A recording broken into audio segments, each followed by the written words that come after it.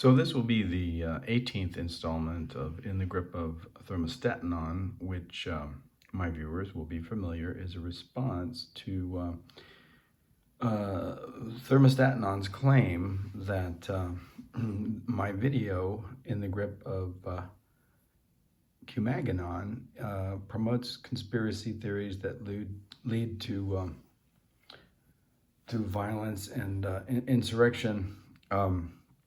Even though the video, of course, is a political satire that traces the history of the events leading up to the January 6th insurrection and is certainly critical of them and informed by a familiarity with the events and with the key players, in the events and their roles in those events, particularly the roles of individuals like Rudy Giuliani and Sidney Powell, who actually did promote conspiracy theories, which led to the violence of January 6th and the destruction of federal property and death and mayhem and whatnot. So as I said, this will be the 18th installment, and we continue, both inside this series and outside this series to instruct, I guess, ThermostatAnon and beyond how rhetorical and figurative language works, including political satire, but also, beyond that, satire, beyond the principles of satire. We've discussed metonymy, synecdoche, we've discussed metaphor, symbolism, we've discussed yesterday we even discovered a kind of irony that we weren't aware existed, local irony, which we likened to the local color movement in American literature, which is often utilized as a designation of a kind of period style that is fond of local accent, jargon, and everyday speech, although it often seems to be no more than a parody of the way that people actually perform language and the way that regional accents, actually sound. And but that's not surprising.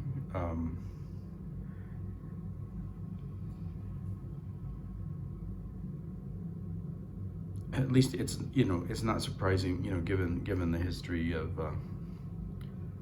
the United States and how individuals in certain areas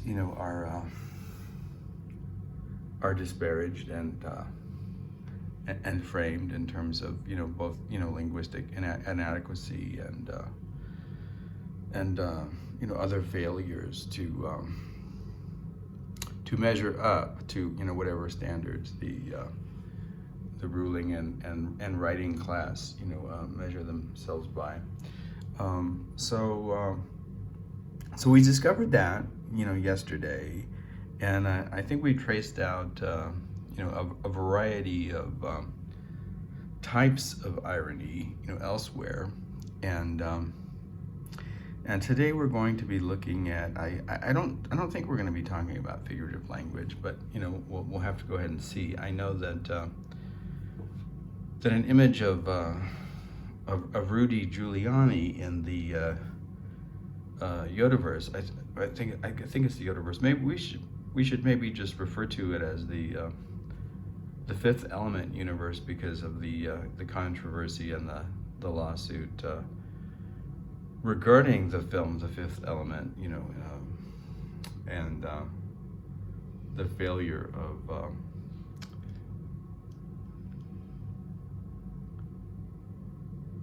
of the plaintiff, to prove that the fifth element is derived from his comic universe, the Yodaverse. So, in any case, we can jump to this image of Rudy Giuliani, and you'll see that whatever universe this comes from, whether it's the Yodaverse from Jodorowsky or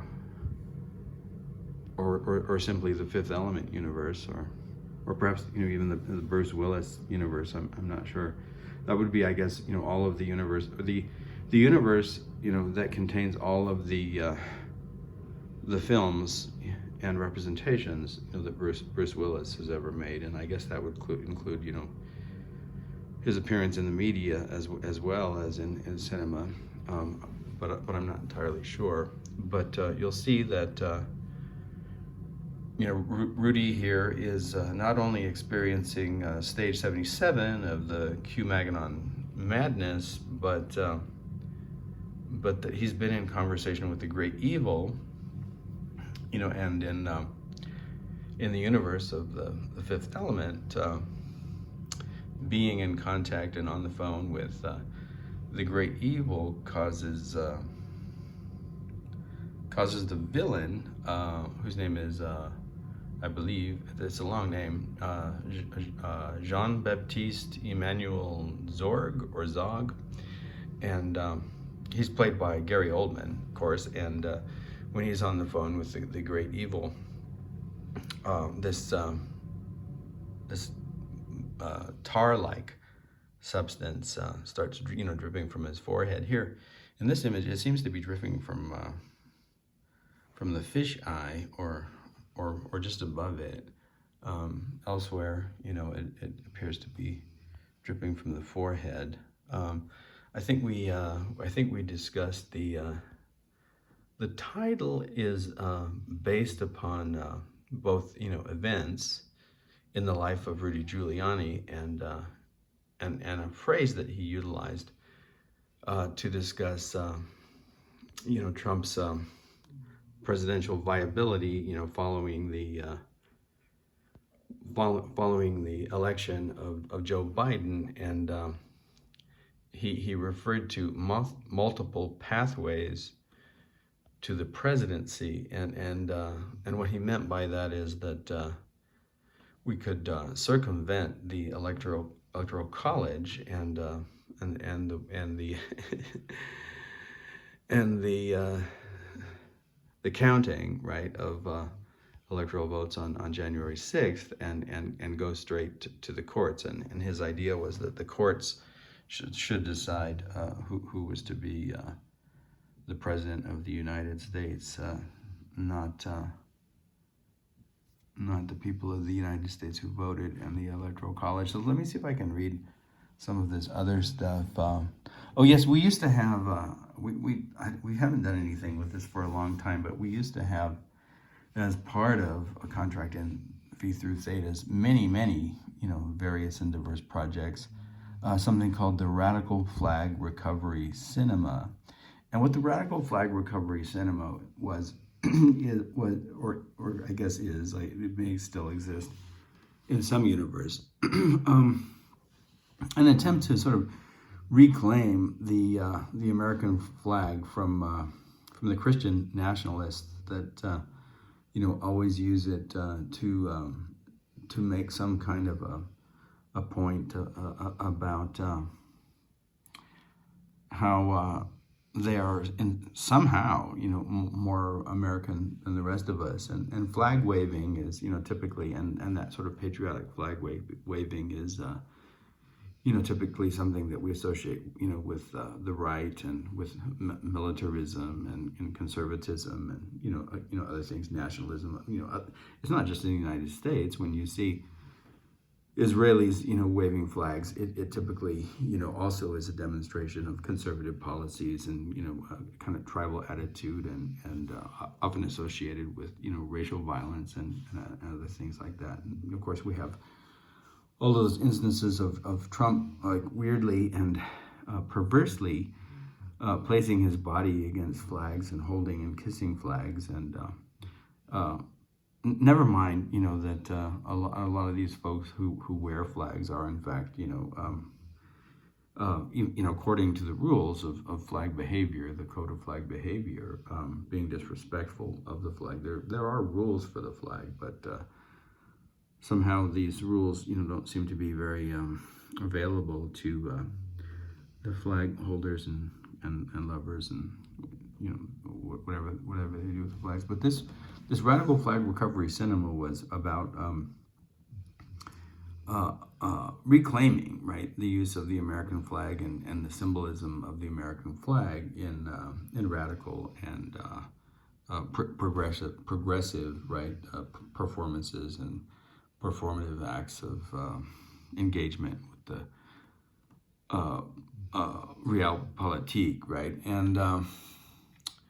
And it says here, radical flag recovery cinema, and you can see why, because there's all these flags and they're presenting themselves like this isn't a conspiracy theory. We're you know, good Americans here, right? So this, like, the flag is like the cover for this conspiracy theory stuff. So radical flag recovery cinema is fairly certain that Rudy G is a de facto code of flag behavior violation in and of himself. That's what it says. So he's a de facto code of flag behavior violation without even enlisting the service of the flag. But here he is listing it and enlisting it, and he's pointing to himself here. Multiple pathways to that you know, and there are probably multiple pathways to multiple possibilities. Disbarment, you know, is where this one got him. But I don't know how that'll work, you know, once Trump is in office and you know, pretty much pardons everyone across the board except the people that he doesn't like. So we'll just have to see. And then it says something, and this is going to be harder to decipher. Oh yeah, we got the name right, I guess. Jean-Baptiste Emmanuel Zorg, and then in parentheses, Rudy G. That's Rudy Giuliani. I guess, you know, playing the part of Zorg, or maybe he exists in both universes simultaneously. Attempts to explain the ultimate evils master plan to surprisingly to a surprisingly unreceptive audience. I guess the audience at Sydney, there's Sydney Powell's in here somewhere. There she is. She's behind Rudy, backing him up, you know, near the flags here. And I guess the audience, you know, to their presentation was not as, you know, receptive as they'd hoped. Just to clarify that it's Rudy Giuliani that's the conspiracy theorist and not a contract entity through Theta, making up, you know, conspiratorial, you know, and false claims about Rudy Giuliani.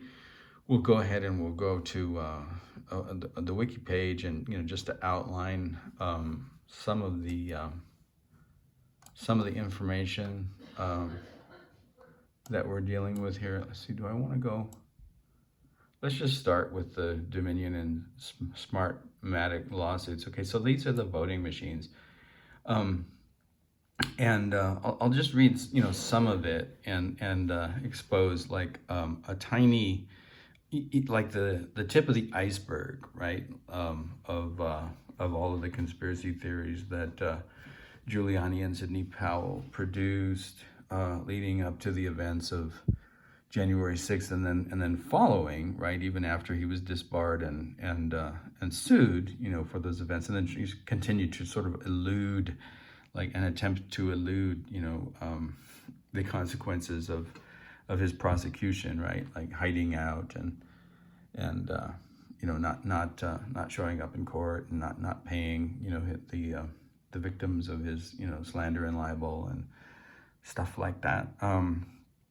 So I'll just read, you know, part of it, and then so if ThermostatAnon is listening, so this is an individual who actually has produced these conspiracy theories. So if Rudy Giuliani is up anywhere on YouTube, ThermostatAnon, it's Rudy Giuliani and his speech that you want to remove as an example of someone who creates conspiracy theories that produce violence, not a contract in phi through theta, okay? So what we are doing is we are being critical of Rudy Giuliani, utilizing political satire, sarcasm, sardonicism, irony.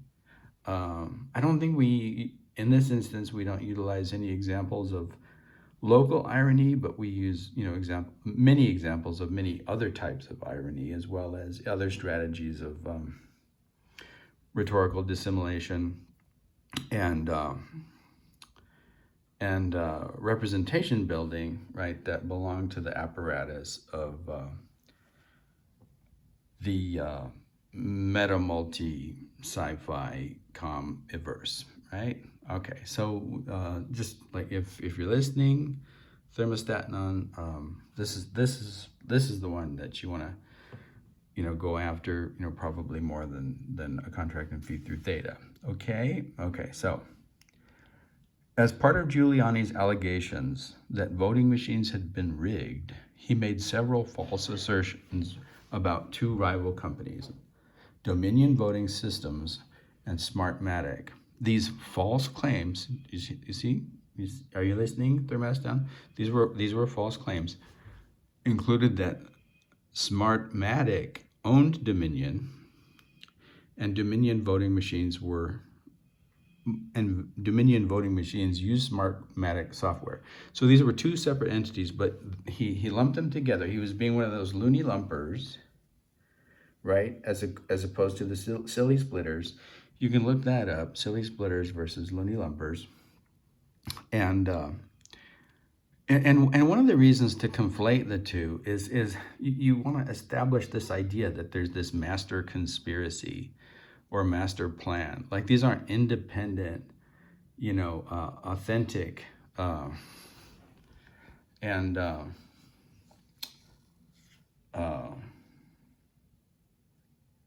and honest, right? Organizations. They're part of like some secret cabal, and so you make the suggestion that they're all owned by the same person, and then even though your work, in this case, Rudy Giuliani is working for the ultimate evil, right? You can tell by the tar dripping from his head that he is. I mean, I didn't make that up.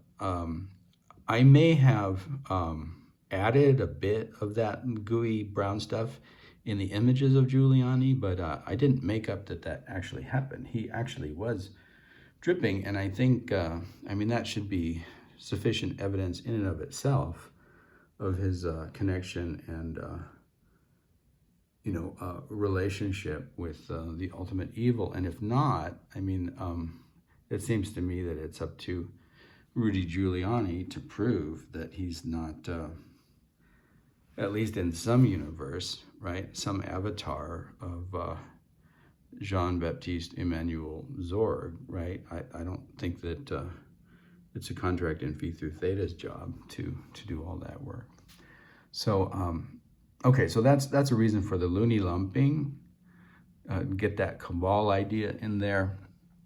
These false claims included that Smartmatic owned Dominion, that Dominion voting machines used Smartmatic software, that Dominion voting machines sent vote data to Smartmatic at foreign locations, that Dominion was funded, this is another good one, by the former socialist Venezuelan leader Hugo Chavez,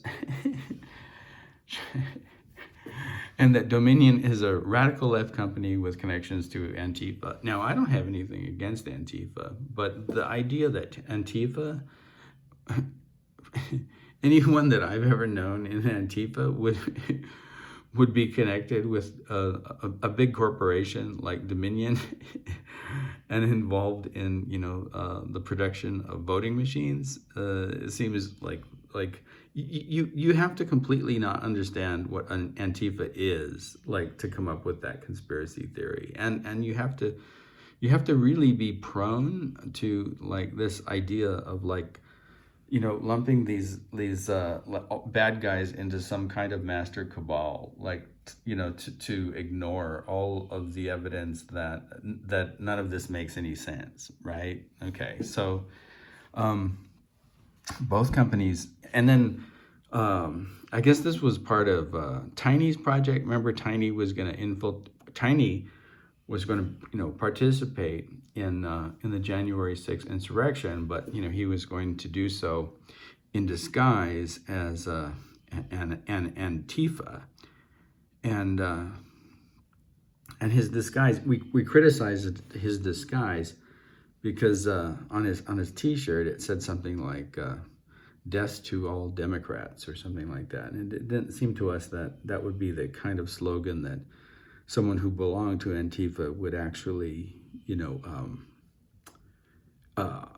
advertise on a T-shirt and promote, and hence, our questioning of Tiny's,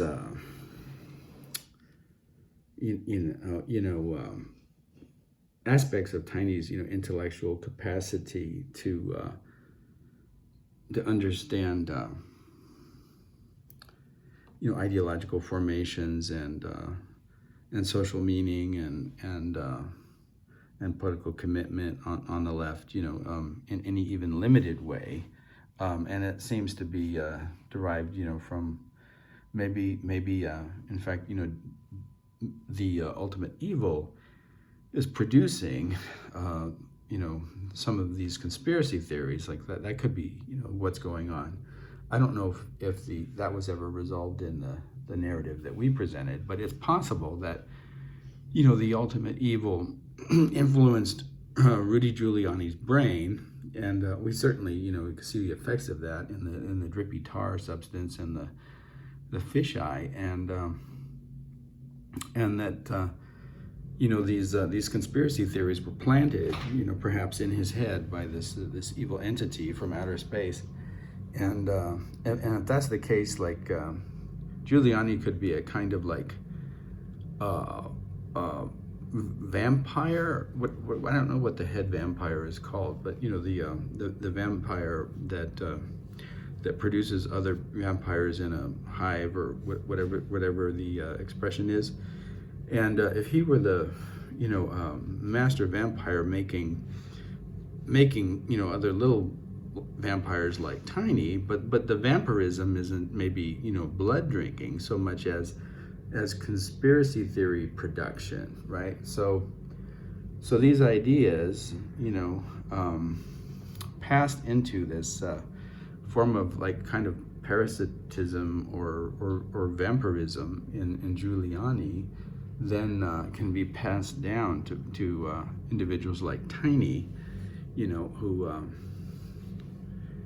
participate in the what would you call it, dissemination, I guess, of the conspiracy theory through this kind of like viral process, and that seems very likely to me to be going on in this instance. Just read some more from the wiki site. Both companies sued Giuliani and Fox News. Dominion filed a defamation lawsuit against Giuliani in January 2021, and separately sued Fox for $1.6 billion. That's a lot of money, even if you are a fox and not a hedgehog. Fox News settled the case, Dominion Voting Systems versus Fox News Network, for not the 1.6 billion, but merely $787.5 million. Still seems like a lot of money if you're a hedgehog, maybe not if you're a fox. The company's lawsuits against Giuliani and Sidney Powell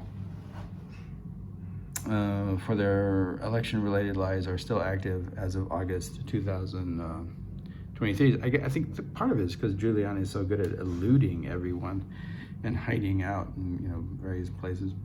On January 4th, 2021, Smartmatic sued Giuliani, Fox News, and some of its hosts and Powell, accusing them of engaging in disinformation campaigns. See, now that disinformation campaign, based on conspiracy theory, ThermostatAnon, if you're listening, right? So this is the guy you want to go after, not a contract be through Theta for merely, pointing out like how all of this stuff, unfolded and unraveled in a in a sci-fi universe that enlists political satire. But again, like, you have to be paying attention. ThermostatAnon, it's you got to follow along, okay? On disinformation campaign against the company sought $2.7 billion in damages. A New York State Supreme Court judge in March 2022 denied the defendant's motion to dismiss, ruling that the Smartmatic's defamation suit against Fox News and Giuliani could proceed. However, the court dismissed 2 of the 16 counts against Giuliani. In February 2023, the appellate division reinstated the 2 counts. On September 10th, 2021, Fox News told Giuliani that neither he nor his son Andrew would be allowed on their network for nearly 3 months. And why was that? Well, because they probably didn't like paying out the $787.5 million lawsuit, because they promoted these conspiracy theories. Fox News. So ThermostatAnon, if you have anything up on YouTube, like by Fox News, I don't know if you do. Maybe you have just a few. You might have a few videos that are produced by Rupert Murdoch's or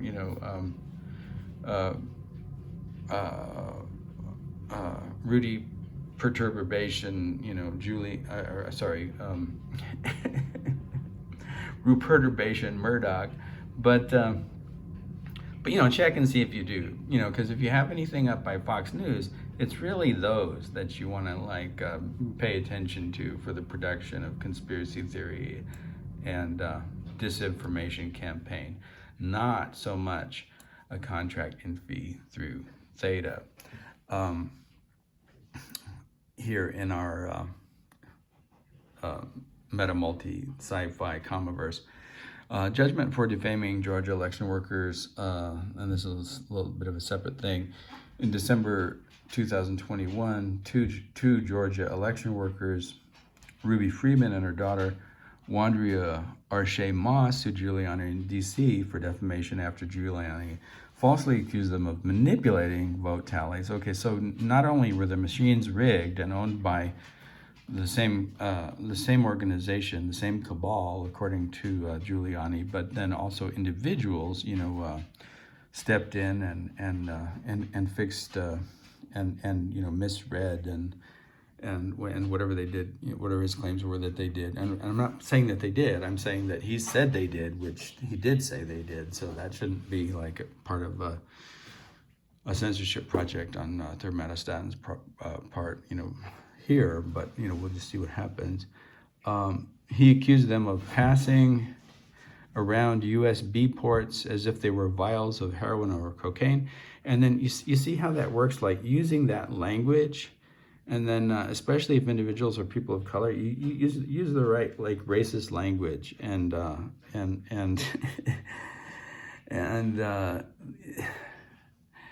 engage in blatantly, disrespectful and blatantly grotesque, right, characterizations of individual characters in racist and other types of vulgar ways, racist and sexist ways.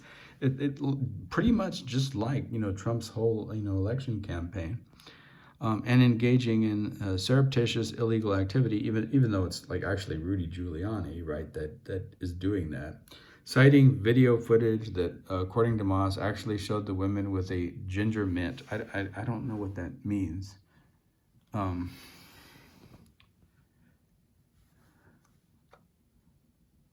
I have no idea.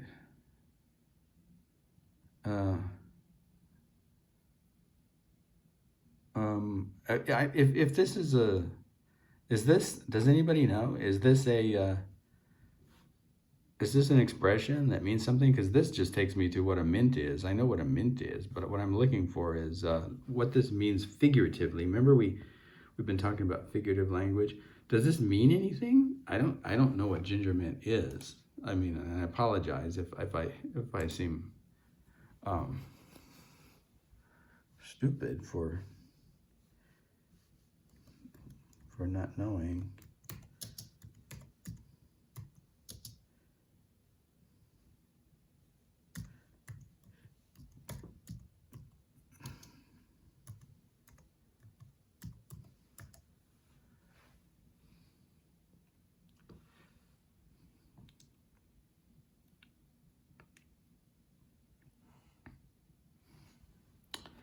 It must be something.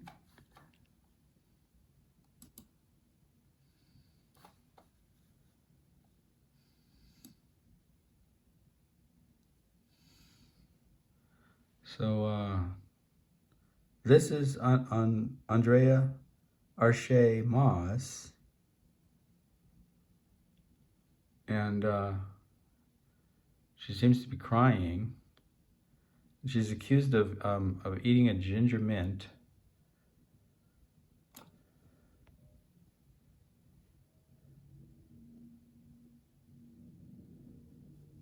I don't know what that means.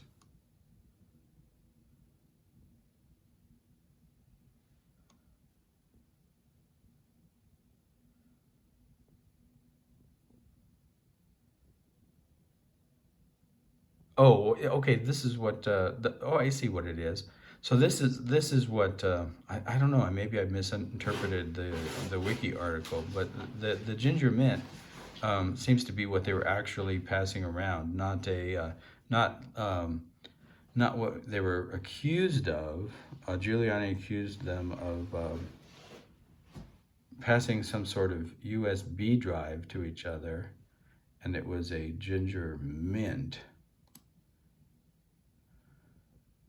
Not a USB drive. Let's see, how did I miss? Okay.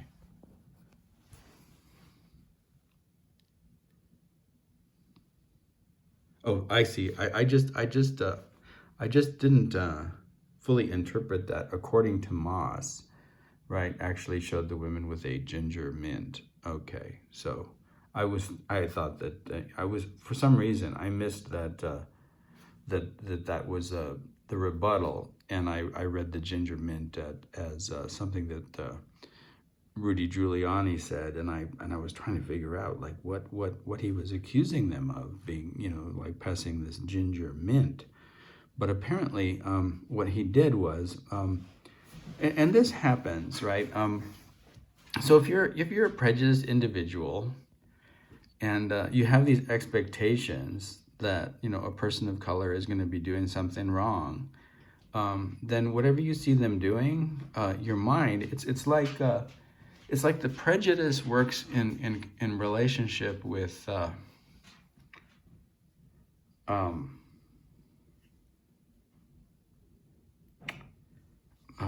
what's the easiest way to put it?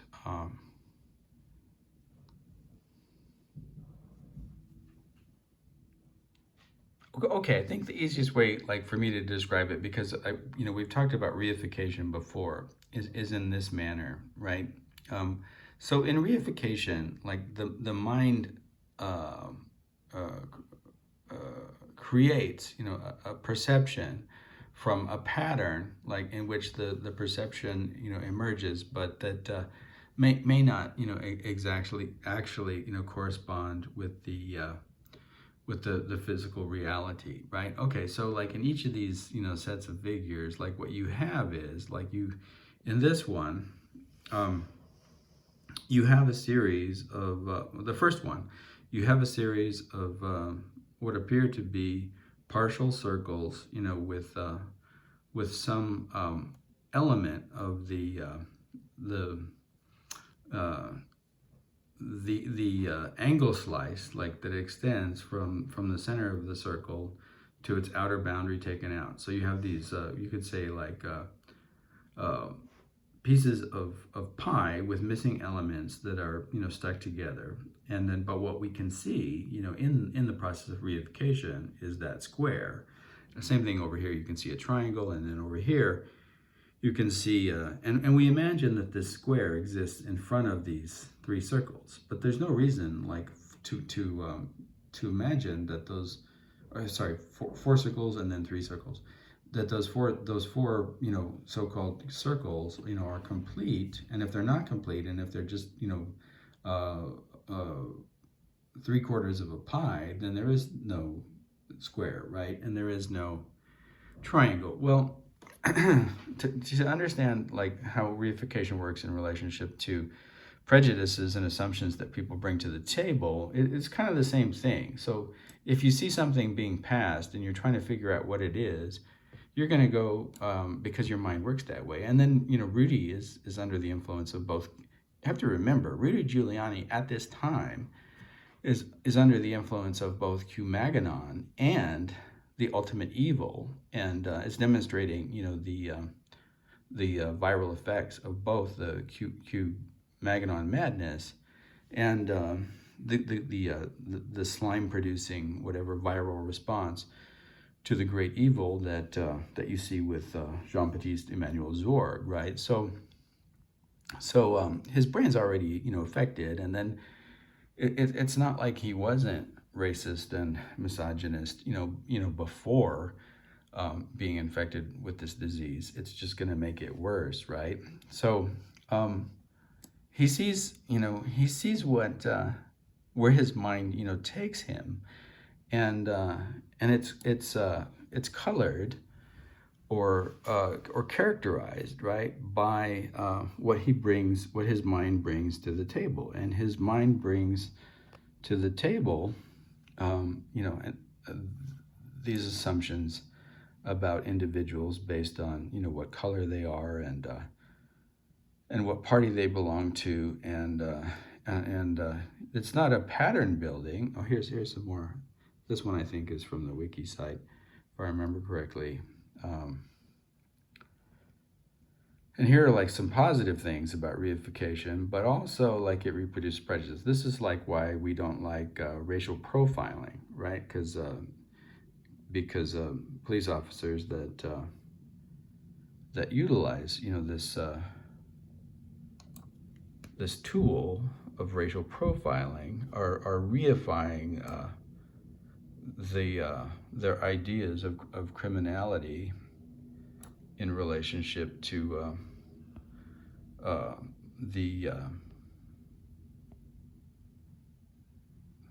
I don't want to say identity, but the perceived, right, racial identity and class status of their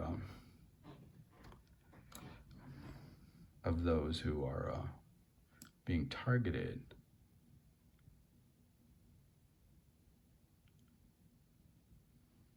Let's see if there's anything on, that's reification. Let's see if there's anything on prejudice and reification.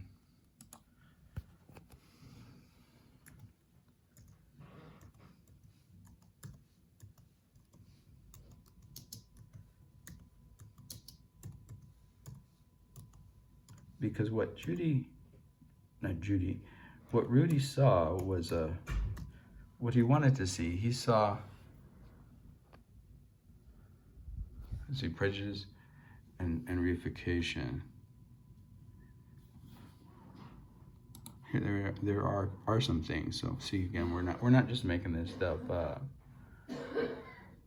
Let's see what it says. Following a review of his previous research findings, the author discusses results obtained from asking 154 native white non-Jewish students to define 5 religious and 5 political economic concepts. The group had been divided previously into 4 equal prejudice quartiles on the basis of the Levinson. I don't really know if this is really helping us. And it's just an abstract. Let's see if I can find something else. Race and reification, historical materialism.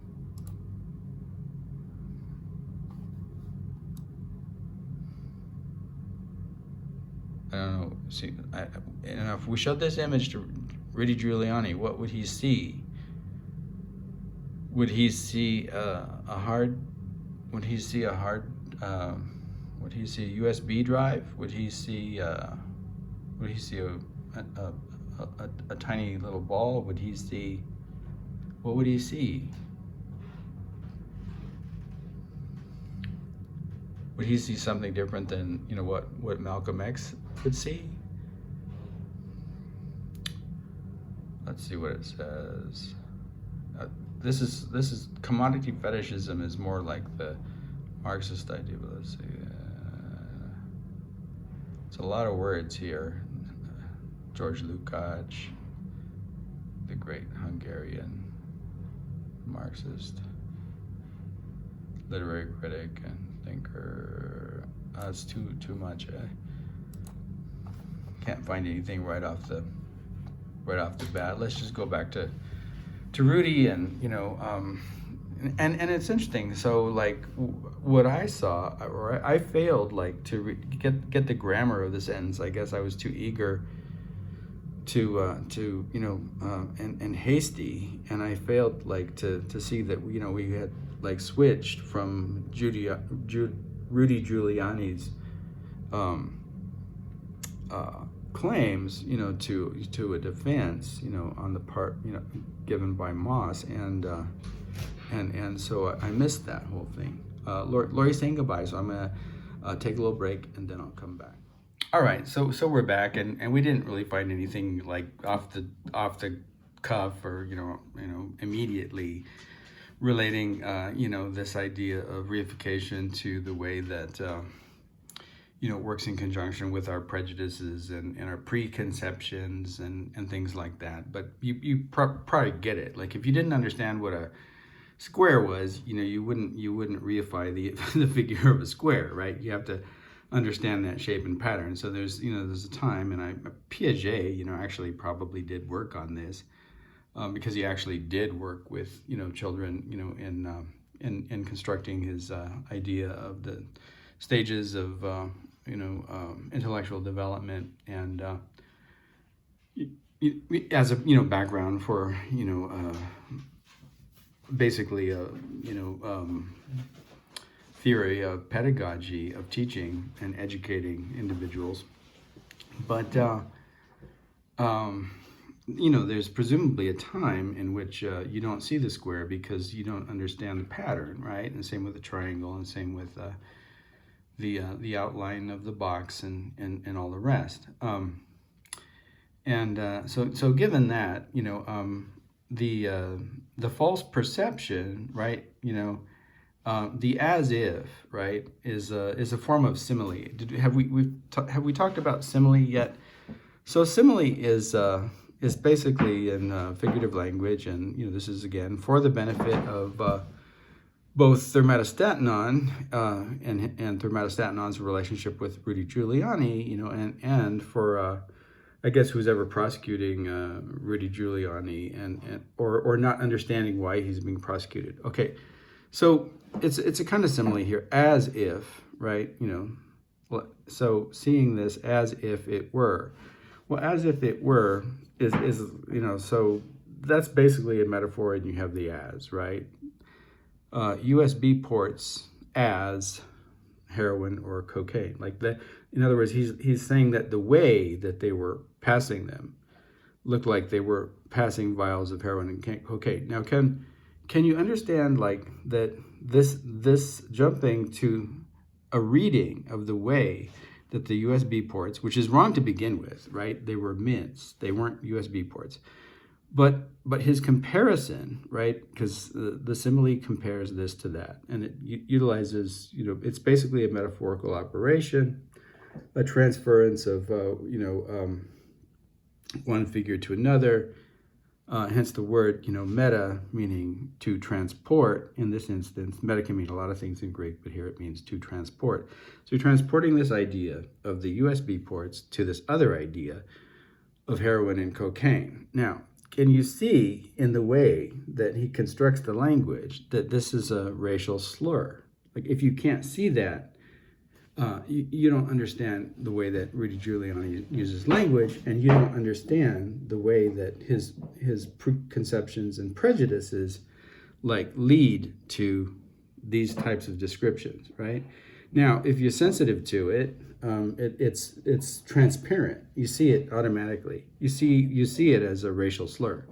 But if it's hiding, say it's something that you do, like Rudy Giuliani does, but you don't want to admit that you're a racist, right? But like that you'll describe, you don't ever say, well, I'm a racist and I don't like these people because they're this color, and I don't like these people because they're a different color, and I don't like these people because they're poor, and I don't like these people because they do this.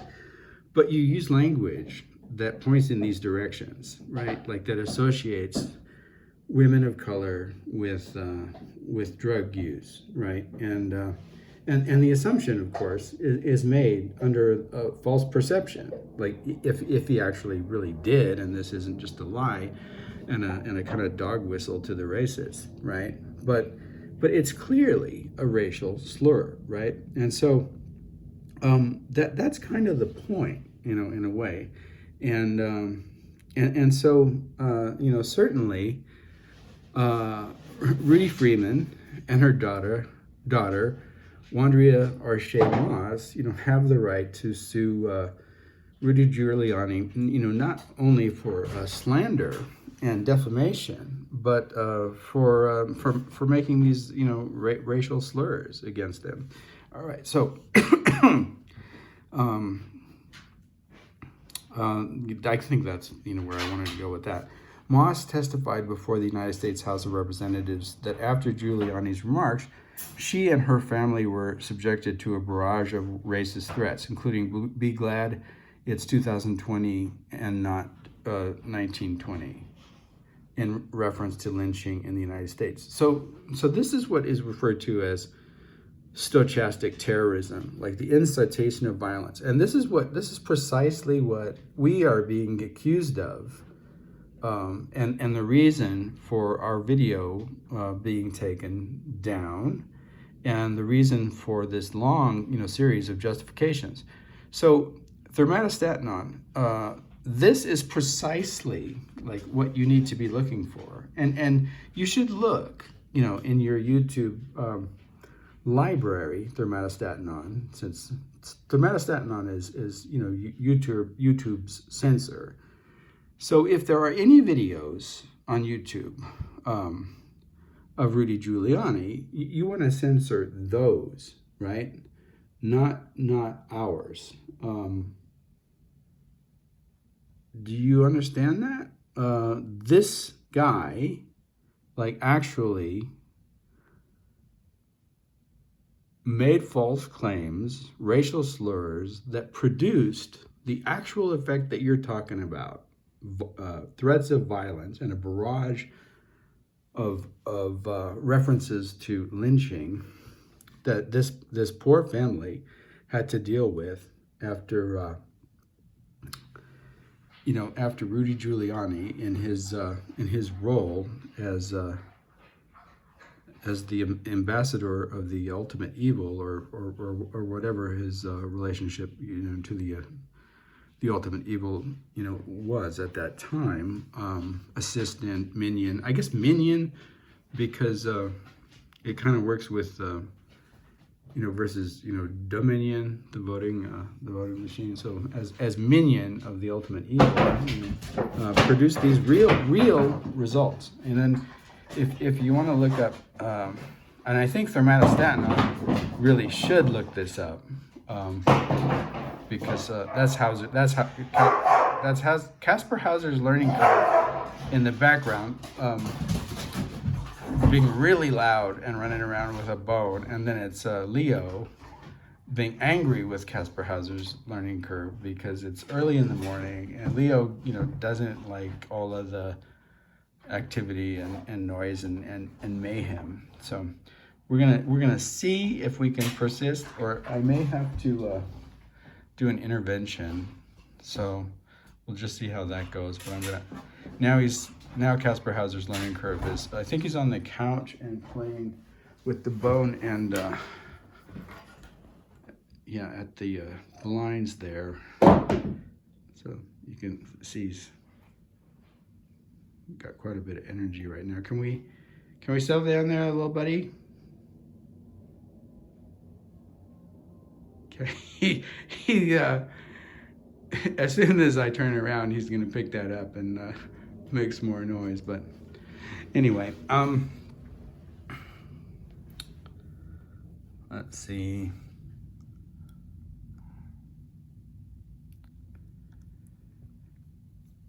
Oh yeah, we were talking about stochastic terrorism. Let's look that up. You know, since it, you know, quite clearly defines Rudy Giuliani's performance here.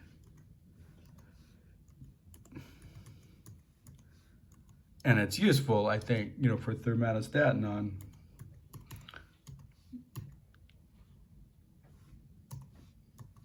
to know what this is and to be able to identify it. I'll just go to the wiki site again. All right, so stochastic terrorism is a form of political violence instigated by hostile public rhetoric directed at a group or an individual.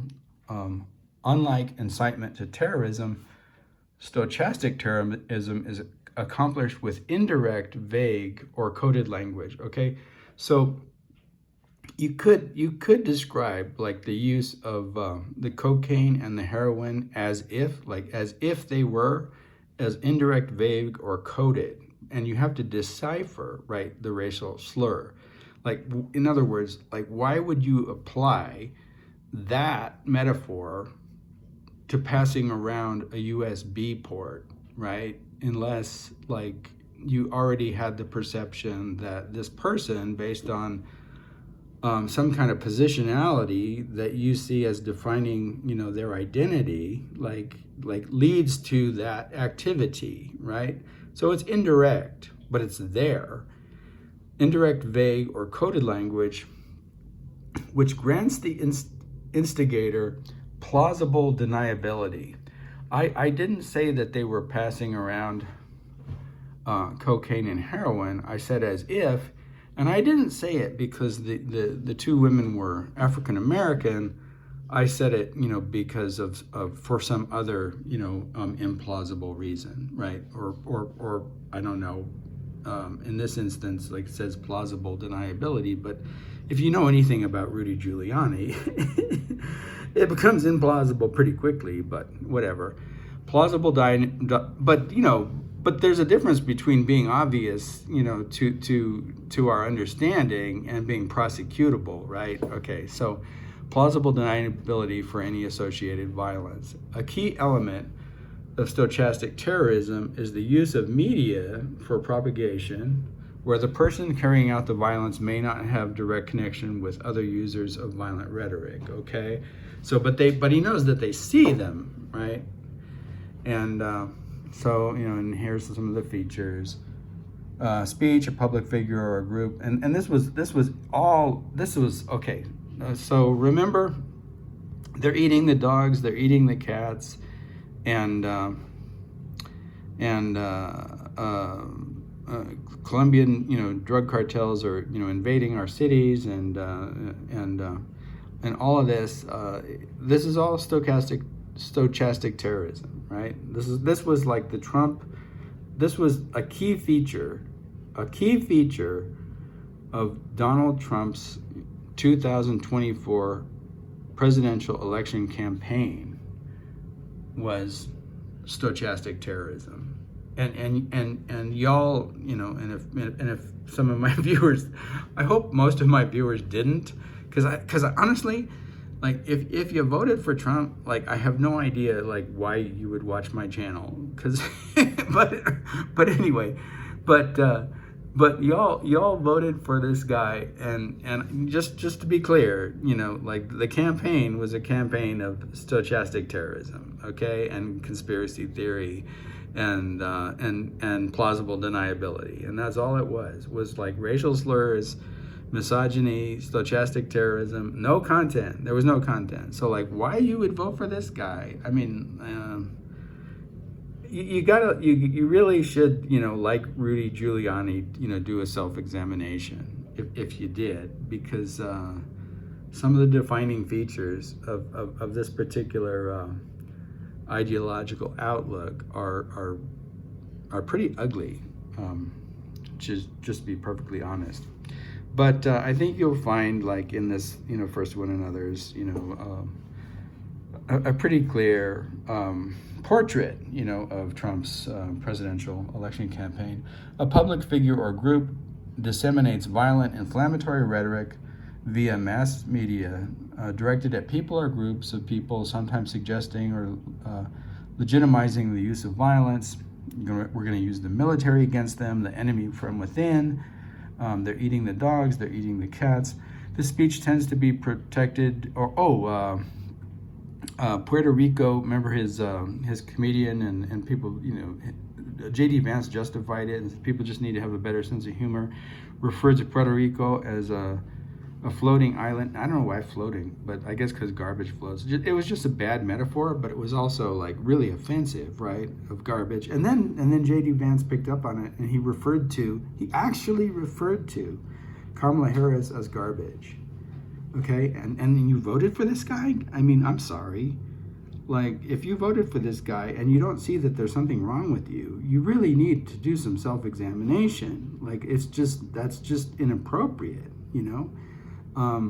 This speech tends to be protected due to the use of ambiguous coded language, dog whistles, jokes. Oh, I get it. That's why we had the guy be a comedian, and we can always say you just need to get a better sense of humor. I get it. And other subtext and statements that fall short of a criminal threshold for causation. And you see this with like people like the My Pillow guy, like Mike Lindell, right? Remember Mike Lindell and his pillows, and he's going to sell them for whatever, $88 and however many cents, that refers to some like Heil Hitler crypto fascist code, and you can look all that up, but it's like no one's going to prosecute him because it's like it's all in this ambiguously framed or ambiguously or indirectly, vaguely coded, framework in which there's always plausible deniability,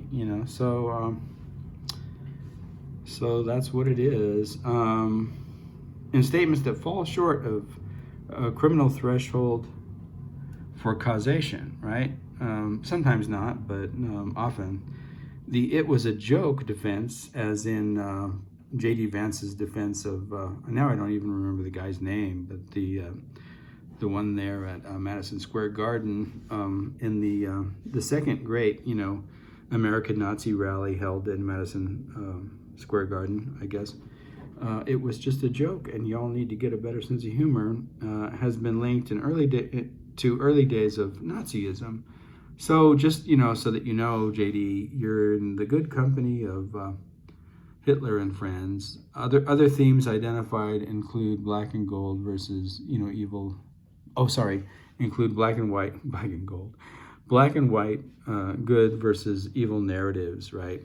So, again, like that whole the enemy from within, and they're animals and they're coming over here and la la la la, as well as painting an enemy as a mortal threat, right? Okay, so they're eating cats and dogs, which have been compared to the radicalization techniques used by terrorists, right? These attacks are often repeated and amplified inside a media echo chamber, right? And that's just exactly how fascism works. It's how fascism worked in Hitler's time. It's how fascism works today. And I'm not going to read all of it, but you can go to the stochastic terrorism site and you can read more if you care to, or you can find it elsewhere. You can refute my reading of it, and that's what we like. We like critical conversation rather than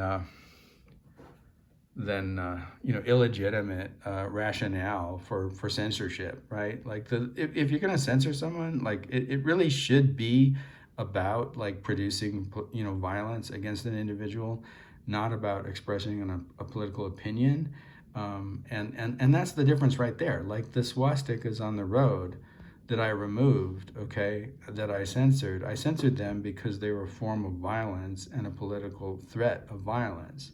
Not because, I want everyone to believe the same thing that I do.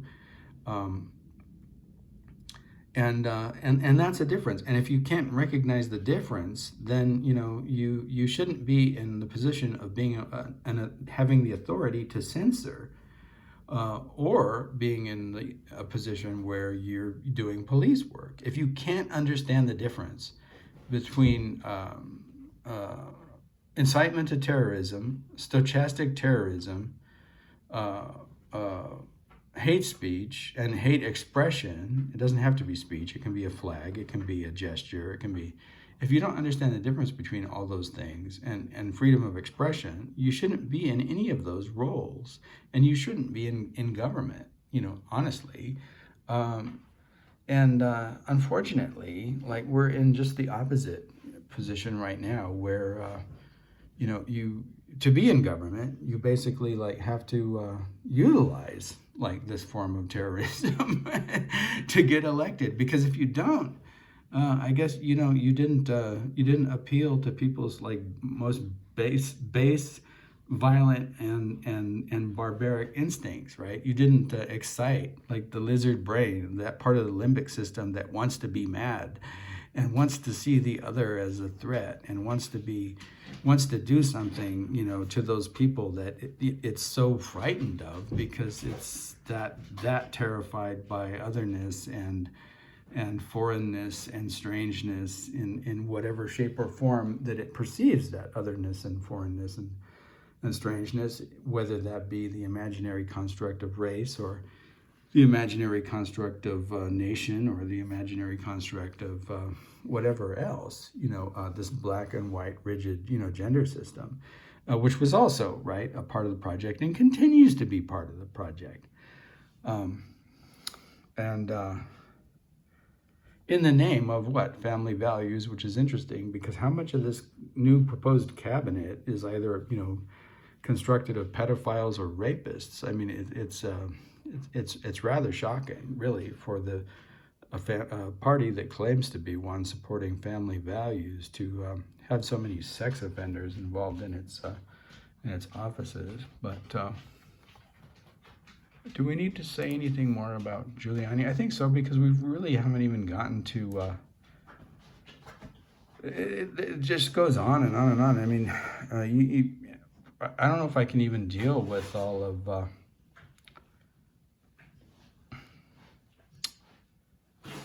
this, but we'll see how far we get, I guess.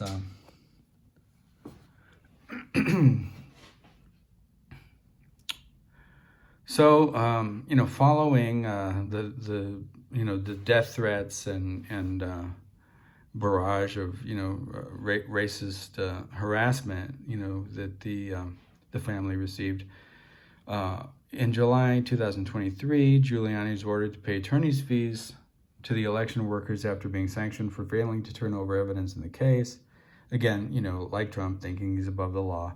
Later that month, Giuliani, spelled wrong here, I think, or is that, no, I guess that's how you spell his name. I've been spelling it wrong all this time. Wow, that's interesting. See, I just don't see stuff like that. As a dyslexic, I read like the whole shape, and I know the context, and so I know I'm looking for Giuliani, and I never even noticed that I've been spelling his name wrong all this time.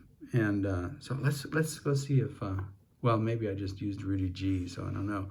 But see, that's the way that my reading strategies work. A lot of it is context, and the sort of overall, again, like reification we'll use, it helps to understand that it's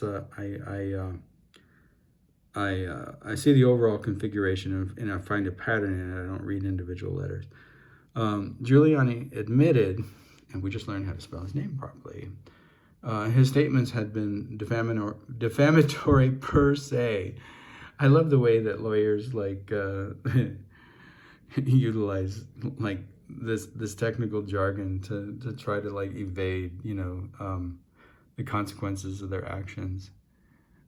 Yet denied they had caused any damages. Okay, so that's not a damage, Well, how come it's not a damage that the family were subjected to a barrage of racist threats including, be glad it's 2020 and not 1920, referring to a lynching in the United States. How come that is? Okay, this is why, right?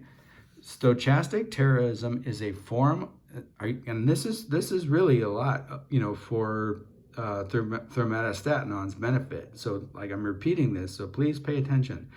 Stochastic terrorism is a form of political violence instigated by hostile public rhetoric directed at a group or an individual. Unlike incitement to terrorism, stochastic terrorism is accomplished with indirect, veiled, or code language, which grants the instigator plausible deniability for any associated violence. And this is, okay, so TheraMetastaTanon, can you see this is what's going on here? Later that month, Giuliani, spelled with an I-U, not U-I, admitted his statements had been defamatory per se, yet denied they had caused any damages. On August 4, the judge asked him to explain why he was still fighting the lawsuit. Lost my place. Oh, given his admission, due to his failure to produce documents, U.S. District Judge Beryl Howell issued an order on August 30th, ruling that he forfeited his case by failing to comply with his discovery obligations. Meanwhile, the court increased what he owed to the plaintiff's legal fees, and he did not immediately pay. The plaintiff subsequently requested money to cover additional attorney's fees that arose from discovery disputes during the case. The judge again increased what Giuliani owed. The total was over $230,000. On October 13th, the judge said that due to Giuliani's continued and flagrant disregard of his court's August 30 order, that he produced financial related documents concerning his personal and his business past and present assets. She would tell the jurors that he intentionally hid financial documents in defiance of court orders. On December 5th, 2023, Giuliani did not appear in federal court pretrial hearing. Freeman and Moss attended. Giuliani's lawyer, Joseph Sibley IV, told the judge he had not understood that Giuliani's presence was required. It's like, oh, reasonable plausibility was required, and it was my mistake, right? Okay, which is a total lie, right? Giuliani's hiding out, blah, blah, blah. And it goes on and on and on. We don't even have time. We don't even have within the hour that I'm allowing myself for these videos, to tell, the whole story of the corrupt nature of Giuliani's actions in relationship to these election denial claims and the gross, right? The gross defamation and the gross, evasion of law that this, vulgar human being, participated in.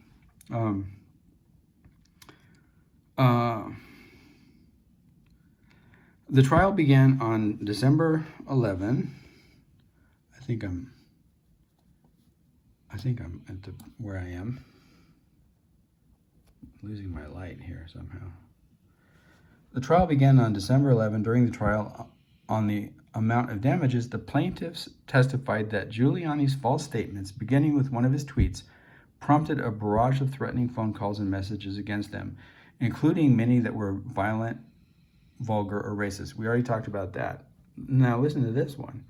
They also testified that Giuliani's lies caused others to show up at Freeman's house to attempt to conduct a citizen's arrest. This is undeniably an example of stochastic terrorism. Of Moss at her grandmother's home and to barrage Moss's teen son with cell phone messages. During the trial, Giuliani publicly repeated his false claim that Freeman and Moss were engaged in changing votes, and claimed that when I testify, the whole story will be definitively clear. And this is something that Trump is always saying, like, I have all this new evidence and I'm going to present this big, I'm going to drop this big bomb. And then it turns out to be a giant nothing burger, as much of a nothing burger as that, like, phony, ridiculous pretense of a fight, between Mike Tyson and whatever the guy's name is, Paul something.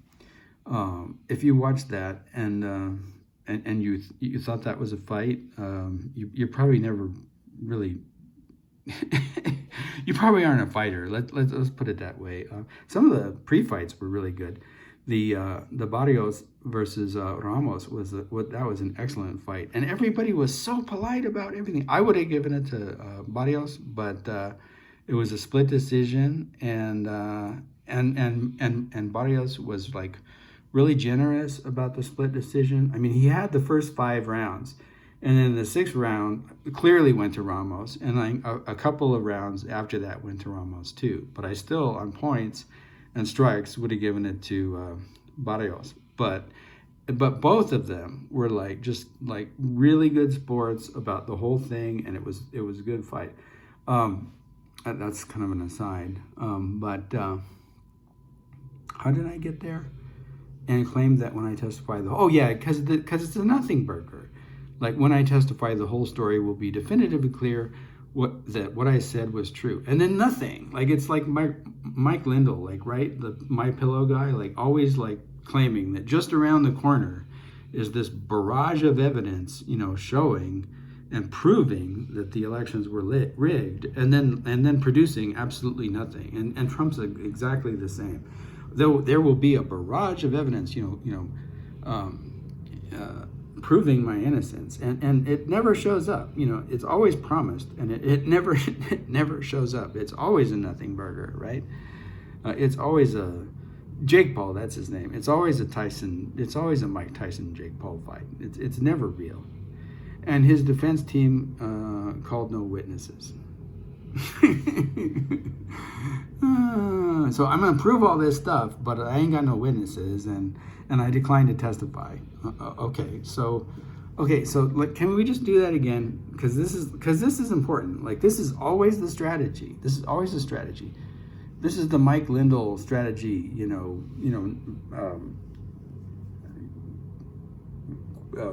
Per se, and whatever other Latinization you want to apply to. During the trial, Giuliani publicly repeated his false claim that Freeman and Moss were engaged in changing votes. So more defamation, and his defense is more defamation. His defense of defamation is to produce more defamation. And claimed, right? This is when I testify, the whole story will be definitively clear that what I said was true, right? And then what happened? Giuliani's attorney pointed to another, I skipped something. However, Giuliani ultimately declined to testify, and his defense team called no witnesses. When I tell the whole story, you're going to see just how true it is. Wait, okay, I'm not going to tell the story, and we have no witnesses. It's a nothing burger. It's the whole strategy is a nothing burger. Lie on top of more lies, and just continue to lie and defame people's characters, and that's it. That's all there is. There never was anything to back up any of this stuff because none of it's real. Giuliani's attorney pointed to another defamation lawsuit Freeman and Moss had filed against the Gateway pundit, saying the website had likely instigated the harassment against them. Okay. The trial began on, and then it goes on and on and on.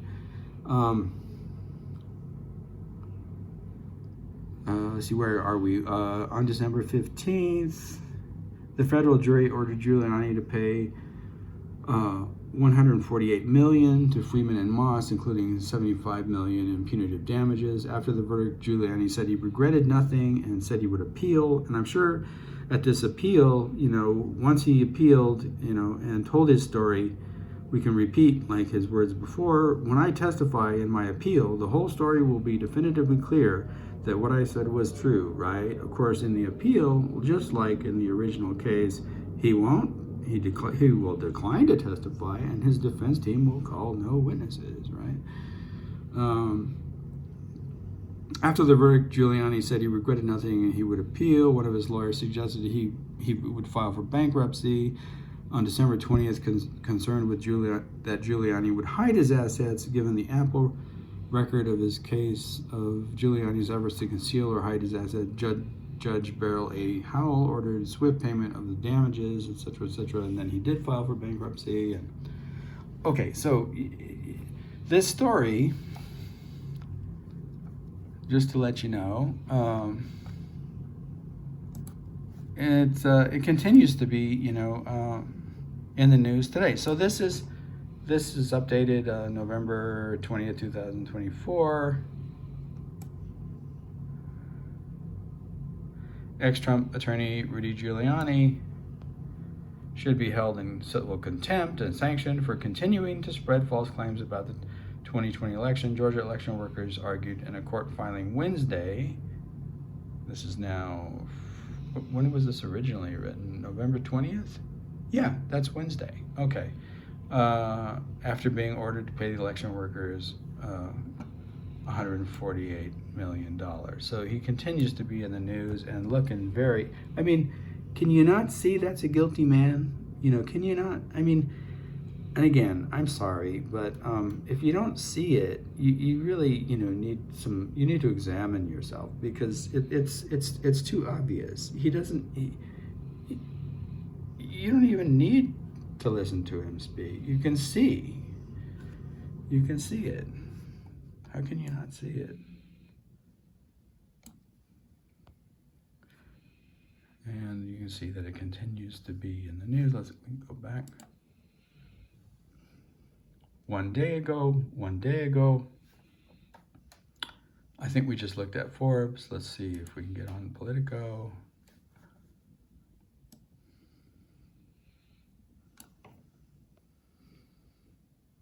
He continues to repeat the false claims.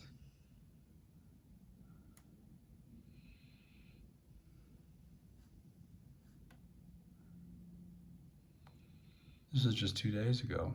This is if I didn't mention it, this is Friday, November 22nd, and we're looking at these. This news is from Wednesday, November 20th. These statements repeat the exact same lies for which Mr. Giuliani has already been held liable, and which he agreed to be bound by court order to stop repeating. He won't stop. Michael Gottlieb, an attorney for Friedman and Moss. So if Rudy Giuliani is anywhere on YouTube, why WTF ThermostatAnon, like this guy is the one that you need to censor. You not understand that? Like he legally does not have the right to say these things. Like, he's already been found guilty, and he continues to produce them. And yet, I very much would be surprised if ThermostatAnon censored videos that include Rudy Giuliani, for the single reason that they probably make YouTube a lot of money. And that's the real motivation. And we're never going to make you a lot of money. So, I mean, it's easy for you to censor us, because that's what your motivation is. I mean, I'm just being honest, ThermostatAnon. You don't do this for the protection of your community.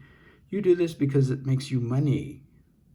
All right? Like, so the statement that I received, should we go back to that? Because it's bogus. It's bogus. Oh, that's the wrong. That's my music. Here we are. All right. This is the part that I want to call out today. They have a policy, right? And what is that policy for?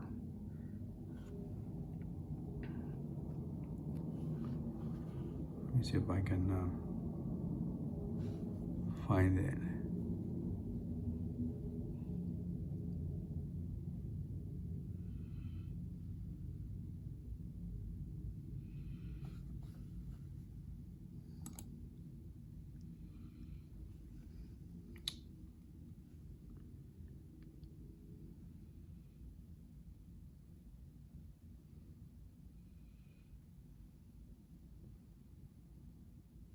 Okay.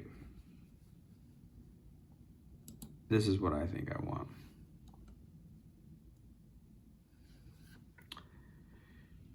YouTube's community guidelines. When you use YouTube, you join a community of people from all over the world. The guidelines below help keep YouTube fun and enjoyable for everyone. If you see content that you think violates these guidelines, report it. Sometimes content that would otherwise violate our community guidelines may stay on YouTube when it has educational, documentary, scientific, or artistic content. In these cases, the content gets an EDSA exception. These policies apply to all types of content on our platform, including, for example, unlisted and private content, comments, links, community posts, and thumbnails. All right. And what I'm claiming is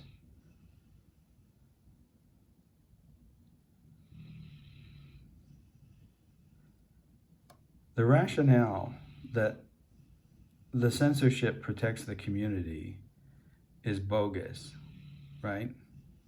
Because if that's the case, then there wouldn't be so many examples of stochastic terrorism that actually are allowed to stay up on YouTube. Why are they allowed to stay up? They're allowed to stay up because Fox News and Rupert Murdoch and other political misinformation systems make a tremendous amount of money in every format, in every media in which they occupy, and that includes YouTube. And it's not in YouTube and thermostat's best economic interest to censor the actual examples of stochastic terrorism. It's much easier, just to get rid of mine that point to the fact that these are indeed examples of stochastic terrorism, right? And the idea that what we do is not educational, documentary, scientific, or artistic, I guess, is really just incorrectly reading the comic form. Did we talk about how Picasso's Guernica is presented in a cartoon style, and but it responds to these horrifying events and this bombing of the town of Guernica? Doesn't make it any less expressive, the choice of that particular characterization, and it doesn't make it any less a document, of an event which actually happened. And because I have these different universes, it doesn't make it non-scientific. It adds humor, and I suppose that's part of its art. But not seeing its art and denying its claims to reason and fact, and not seeing that it's based evidentially in the events of January 6th and an understanding of those individuals who contributed to it and then denied its significance, and that's not educational, is really again sort of a gross misunderstanding of everything that we do, and I continue really honestly to be somewhat baffled by it, and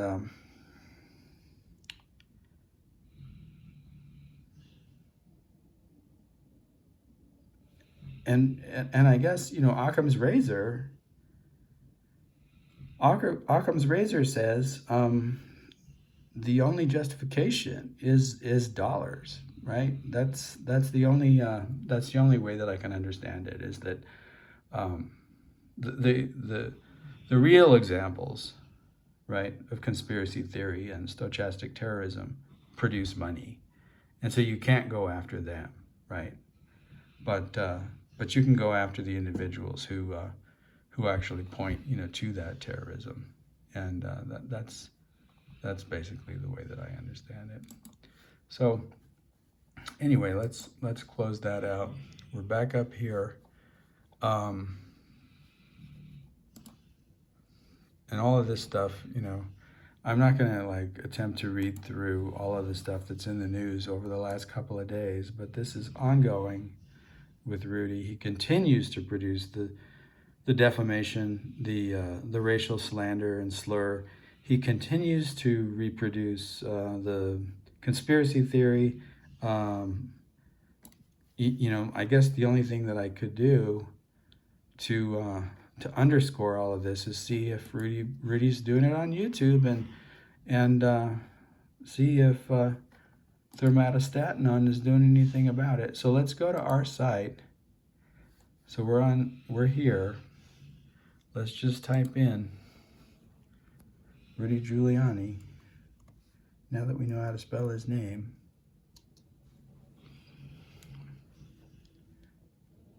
And see if he appears anywhere on YouTube. Usually I wouldn't look at Fox News, but well, he's got his own site. He's got Rudy appears on Mr. Giuliani. Okay, ThermostatAnon. Okay, are you listening? Okay, this guy has produced actual stochastic terrorism resulting in death threats and violence and producing an event, the only insurrection against the U.S. Capitol in the history of the United States.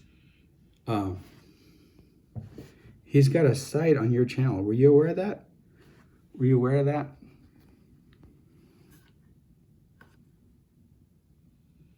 Now, I don't even want to click on this, right? And I'm not going to support it, but I am going to underscore and point to the hypocrisy of YouTube, of ThermostatAnon censorship of my site and of a contract in fee through Theta, and of our political satire in the grip of ThermostatAnon, when they allow this guy who continues to produce the exact same conspiracy theories.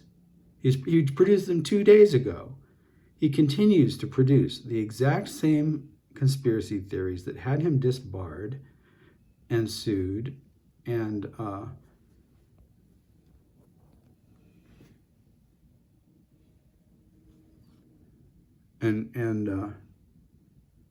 convicted in a court of law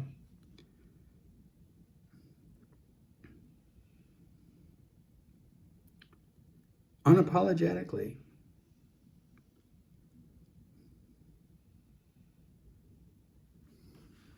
How is that? How is that? So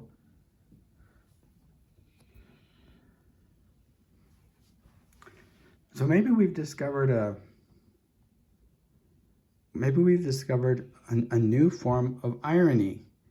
And I'm going to suggest that unlike local irony, this irony is constituted by its plausible deniability, and just for a means of nominalizing it, of naming it in some way. I think we're going to refer to it as stochastic irony.